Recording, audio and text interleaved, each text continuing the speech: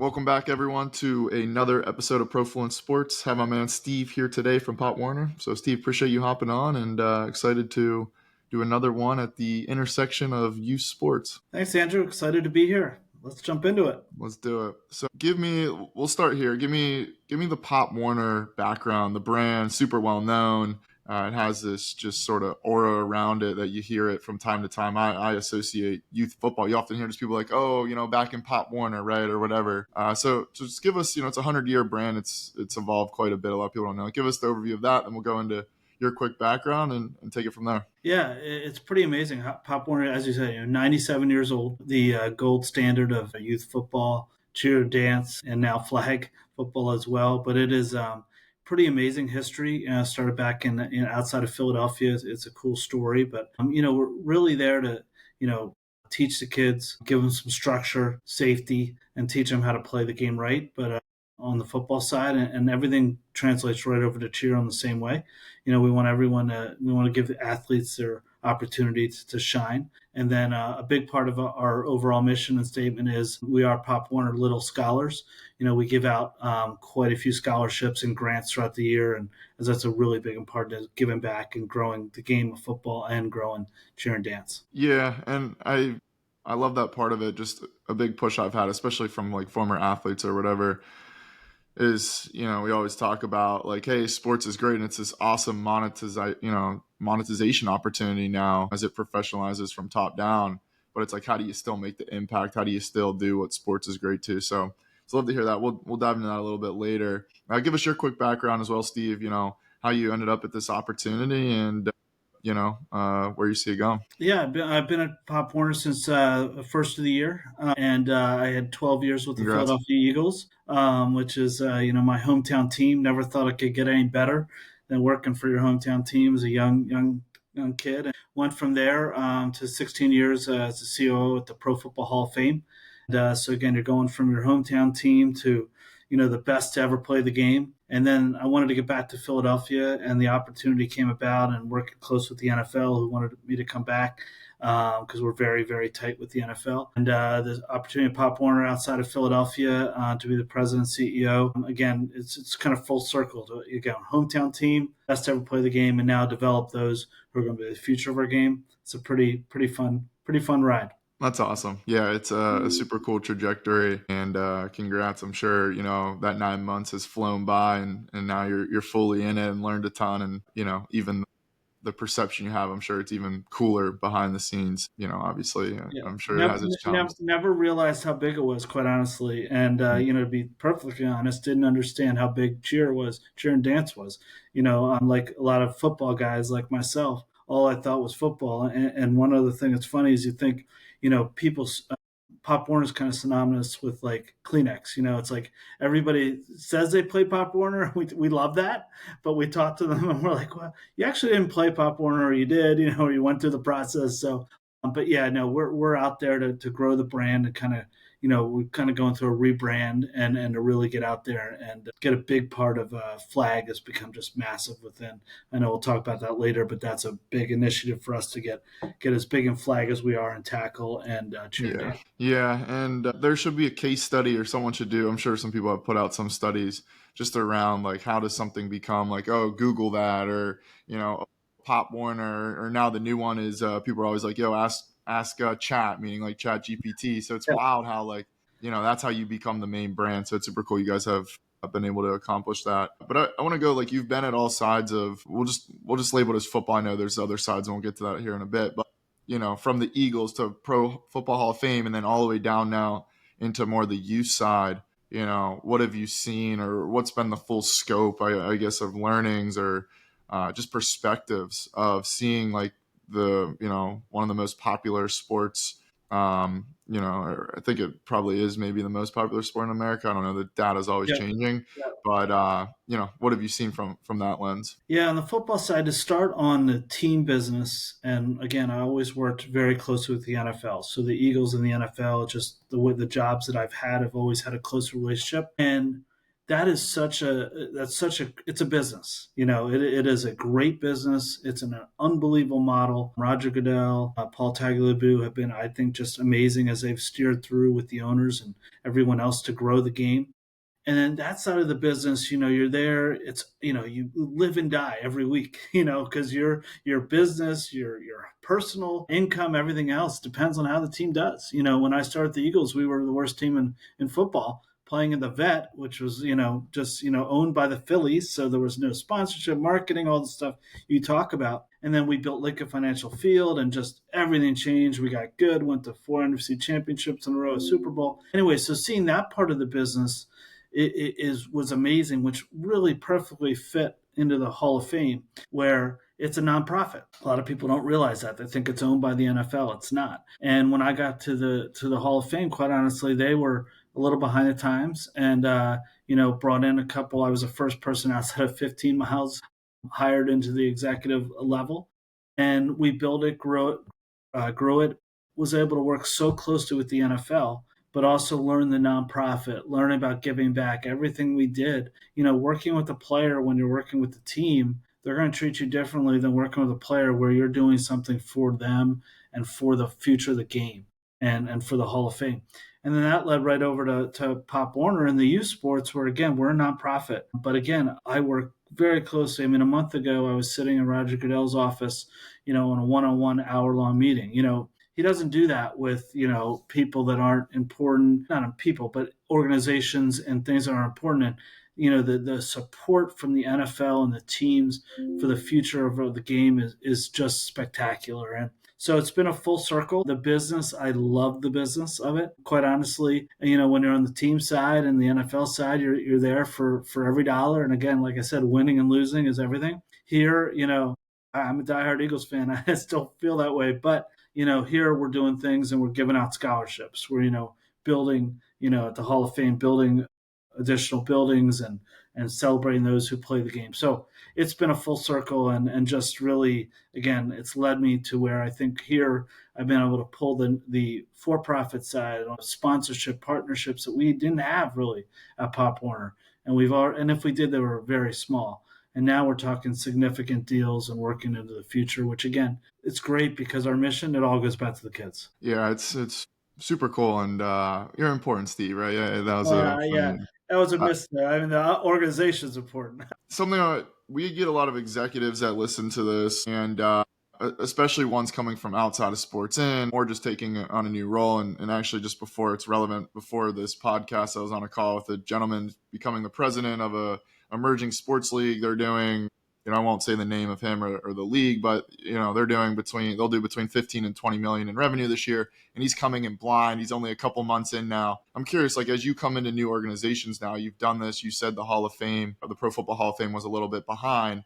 What are you doing? You're now 9 months here at Pop Warner. What's your strategy? How do you come in? How do you assess? What's that look like? And any insights too to help other people as they're coming into new roles? Yeah, and I talk to kids a lot. I love adults, and college kids and high school kids also. And what I like to say is you just learn so much along the way. The Pop Warner is strikingly similar to how we were at the Hall of Fame. We were a little behind.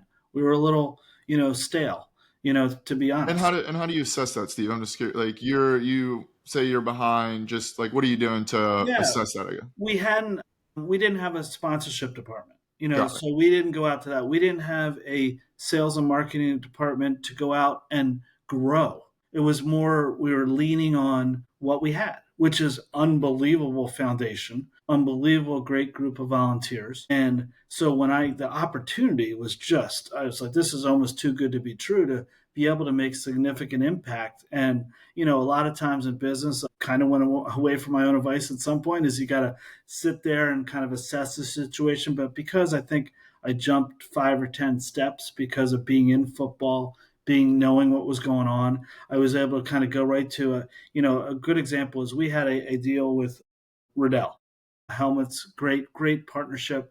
I've known Michael Oler there for 25 years. And our deal with them, quite honestly, was extremely small. And it was just kind of some grants and some support. I was like, Michael, we're going to turn this thing into, we're going to take advantage of this brand. The brand had not been taken advantage of. We hadn't marketed it. We hadn't delivered. We hadn't, been able to, our email databases, all this stuff was just a little behind. Again, easy fixes. So again, he literally ripped up a deal that was signed in November, and we did a deal that was about 3 or 4 times that, and we're gonna surpass that in multiple ways. So again, so much is relationships, and I could give you. I know I listened to your interview with Izell, Reese, and this relationships is everything. And if you can sit there and come in, and again, one last thing is, like I said, the foundation has to be there. And there were really, really good people, really good staff, and we live and die on our volunteers. And we have great volunteers who've been with us for a very long time throughout the whole country. So, if you have that good base and you're able to luck enough to have that, to make these changes is not necessarily difficult, but you got to get a mindset that everyone's got to understand. I hate the phrase, we did it this way. No, this didn't work. This didn't work. This didn't work. Don't say that. We're here new, and we're going to try things differently. And some things aren't going to work, but let's go out and try them. Yeah, obviously, touch on the relationship side. Where do you see, and you went to sponsorship, where do you see things evolving in sports, right?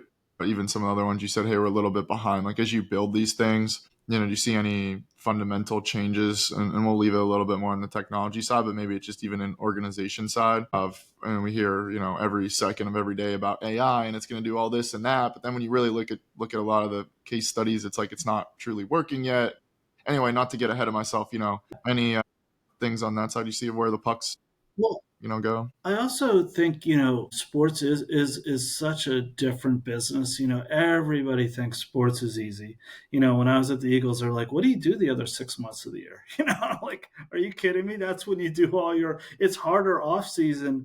I always said the off season was harder mentally and planning wise. It's physical in season. In my position, I was traveling with the team. I was away every weekend with the family and stuff like that. So, but yeah, I think that AI is important, but I'm still a believer, and maybe it's old school, but I think with youth sports, especially, you've got to educate and you've got to talk to the parents. I mean, football, we've got to educate. Why tackle? We have an advisory board of 10 medical doctors. 3 of them are on the NFL medical advisory board. These are the best known doctors in the country who help us with our message, because we want the parents to feel safe. Again, for tackle football, for flag football, for cheer, so we want to make sure that's safety. So yeah, AI and everything else I think is great. And, another position I hired was social media, so we didn't have a social media coordinator. And, I hired a great young lady a couple years out of school, and she has just made a unbelievable difference. When she told me she didn't understand Facebook, that was a little insulting, but it's, but again, we're average. We're going to the parents and the kids, so you got to make sure you hit everything from Instagram all the way through Facebook. So it's definitely there, and we'll do the studies, and it's great for research. But again, I'm a face-to-face person. I want to, especially being newish in the job, I want to be able to show people what we've got. Yeah, and it's cool to see, like, especially, and I'm not saying this is like a bad thing, but like as Pop Warner as like a legacy brand, like to see it, come into the times of, We yeah, needed social media. It we makes too much needed a sense. Like, refresh. Yeah, we needed a yeah, refresh. It's simple as that. I mean, it's again, thank God. You talk to all kinds of people. People would pay zillions of dollars to have the brand of Pop Warner. To not yes, take advantage of that, and again, not in a bad way, in a positive way. right. Let's just. My goal is get the word out. I just want to grow the game.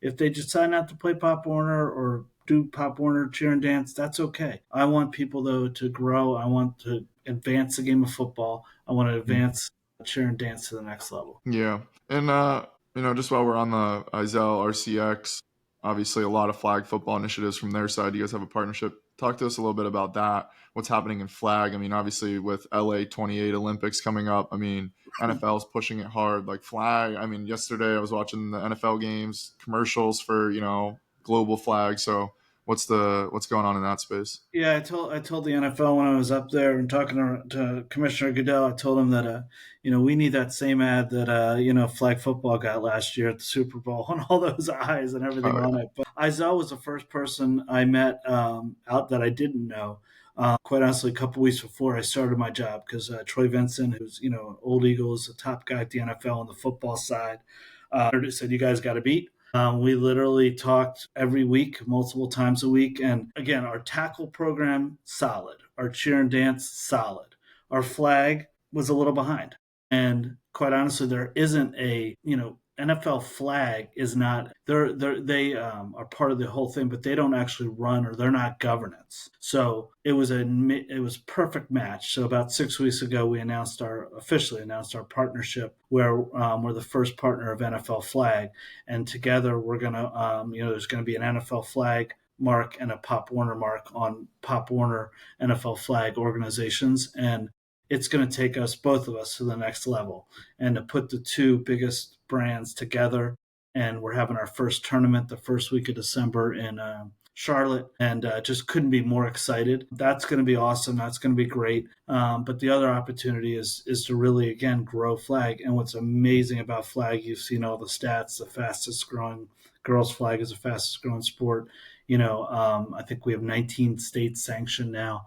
It's pretty amazing. But again, to be able to put the girls and boys flags together is just awesome. I have a quick story. We have our national championships. Again, it's December 4th to the 14th.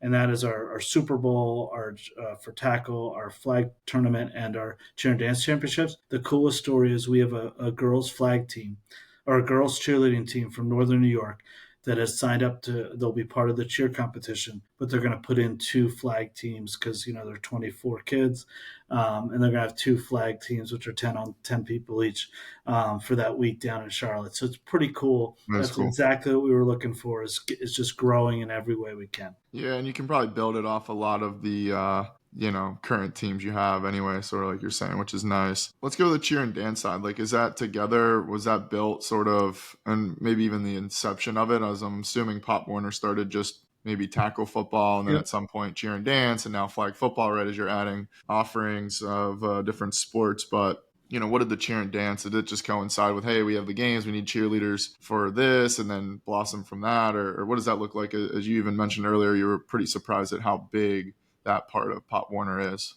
Absolutely. And what's great about cheer and dance is, football, again, we abide by all the safety rules. You can only play a game we have a 72-hour rule.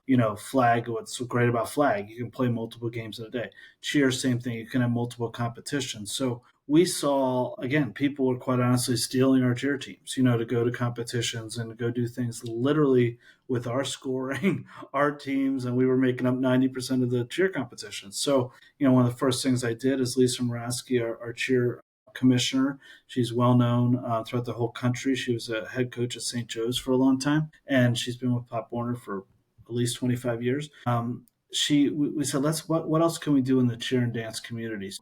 We are, at our championship this year, we're hosts. You have to qualify to get in our championship. About 500 teams get into that, but there's so much demand. We're holding during the same time an open division. So another 200 to 300 teams will come in, and didn't qualify, be able to be in that tournament. And then we're going to start tournaments now starting 2026. In March, we're going to have one in Chicago, and in the fall, one out in California. So we're able to have additional tournaments that our teams are going to be able to be in. And the demand, when I announced it, was unbelievable. The demand, they want more. So we're, another thing just on the cheer and dance, but all of Pop Warner's, we are throughout the entire country. And we have a huge following, believe it or not, and participation in Hawaii. And then we have teams in Alaska as well. So, it is, what we try to do and part of what I'm trying to do is everything has been kind of East Coast, either Southeast even, because a lot of our stuff is at the end of December. People want to be down in a warmer area, makes sense.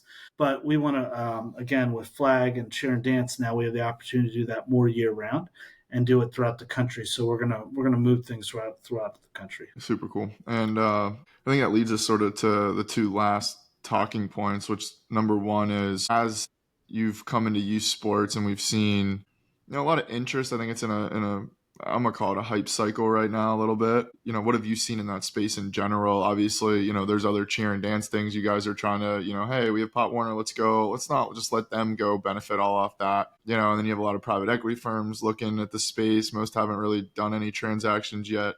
But how do you see that being like in it now for 9 months, but still, relatively new, but understanding the landscape? Like, how have you seen it versus perception and then, now reality? Yeah, I think private equity is certainly out there, and like you said, you see it everywhere, especially here in Philadelphia. There's a big group here in Philly, but I think you've seen it, and you're seeing that people understand the unbelievable business of youth sports, and that it's incredibly profitable, and you can make money. But they also, I think, are going to have to learn how hard it is. Again, people think, yeah, you just put a team together and do this, and you're going to do that. Field of Dreams, Cooperstown. I think private equity works better in the soccer, basketball, baseball landscape and multi-sport landscape.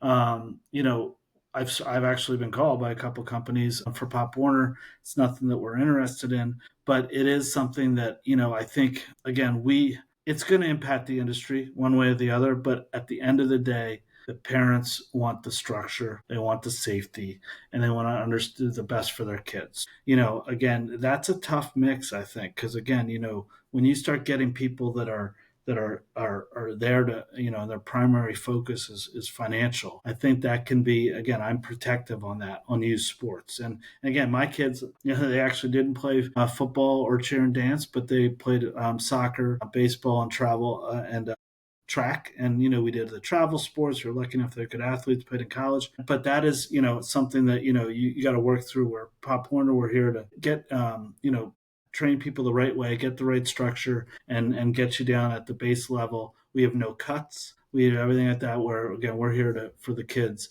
So it definitely is a part of the business, and we'll see how it goes. It's still in the early stages, like you said. A lot of talk about it, but we haven't seen the action yet. Yeah, I agree. And it's how do you balance the commercialization with the impact? Exactly. Now, as And you go that's why, forward, Andrew, just started. That's why I know just only have one more question, but is why our national banquet is so important because we do that regionally. We have 8 regions. We have the banquets. We give out hundreds of thousands of dollars in scholarships, and then what I brought back, which we haven't done since 2019, we have a national banquet again every year. We're going to have 1,200 kids in Chicago, March 21st, where we'll get everyone together. We bring in, football players, cheerleaders, everything like that.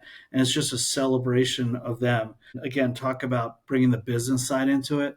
Again, what business doesn't want to sponsor an event for the youth and scholarships? So again, nothing's easy in the sports world, but it's something, again, we're just getting out there. And, I talk to people and they're, I have my connections, but I start talking to people outside the industry. It's like, oh, we don't do anything in this, but we want to be a part of this. Again, I think that is such an important part of Pop Warner that differentiates us and is important. I just want to get that in. yeah, no, it's great, and I appreciate you adding the context there. And when was the last one? You said that was like pre. 2019. Yeah. Yeah, so So, okay, we had COVID. There was, COVID was the main reason, and then it just right. hadn't come back. So, Yeah, no, super cool. Yeah, it's cool to see the in-person stuff swing back after a few years off across, a bunch of different industries. Now, as you go forward, right, you came in, you get assessed, build out sponsorship, build out social media. Obviously, Flag's now more of an initiative. What's the next year look like for you? Where are you trying to push? Where are you trying to go? Where are you trying to take Pop Warner as a brand next, Steve? yeah, the biggest thing, and my staff and a few are tired of hearing it from every day is growth, recruitment, getting the word back out about Pop Warner. It's as simple as that. When I was up at the NFL, they're like, what do you need? I said, I just need exposure. And again, obviously there's exposure, and we are the gold standard. But it is something where, again, let people know we're back. Let people know that we're here, we're growing. And again, if we do that and we can get the parents and kids and everyone to build that up, that's what the sponsors want. That's what the partners want. And again, it just works out so great for everybody. So my big focus is I'll definitely be hiring, in that area to go out and again, just word of mouth and through this flag partnership, things have exploded. We're down with Alabama Parks and Recs, and they want their entire program to be part of Pop Warner. So it's literally just, is there enough time in the day to talk to people and go? I am an in-person person, so Zooms are great, but I also like to shake the hands. My deals are all handshake deals.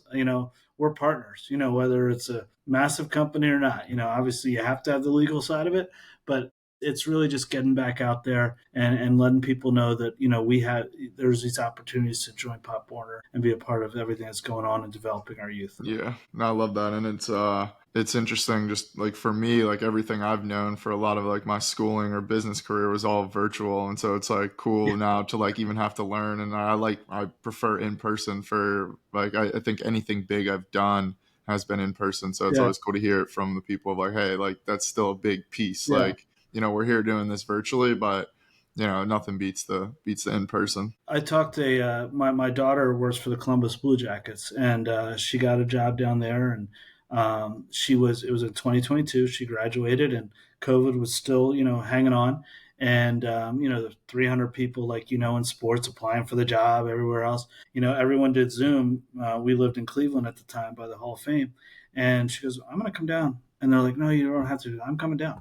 They literally told her, afterwards, that's why you got the job. Obviously your background, but the initiative and you showed coming down, and so yeah, I'm a very big believer of in person and showing up, and that's I've traveled all over the country in 9 months, and I'll continue to do that to again just shake hands and spread Love the that. word. Love that. Yeah. So, where can people get more information? Obviously, we'll post all the links and stuff, but your Sure. socials, websites, any Yeah. other, I know you have your forum in March, you said, Yeah. the summit, anything else notable?